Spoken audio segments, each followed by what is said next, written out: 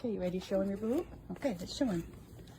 All right, so lady has to wear a boot because she doesn't have feeling or function of the lower half of her leg, and so she knuckles this foot, which has required a lot of medical care. So now she has to be in a boot that provides good airflow, so we've got the holes in it.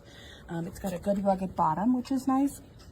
But a couple things I really like is, one, how the Velcro strap has this piece here, so it holds the Velcro into the front portion, which most other silicone boots, if you look at them, they do not have that, which causes the Velcro, unfortunately, to lift off the top of it and the boot to come off, or the Velcro just cuts into the silicone because it's so thin. Here you can see the edge is raised, so it's thicker, has a thicker, more rigid sole, good grippies on the bottom of it, etc. But you also see that it comes up into what I would consider their ankle area, and keeps the foot facing frontward. So if you have a dog that knuckles, this is perfect, a perfect boot for that.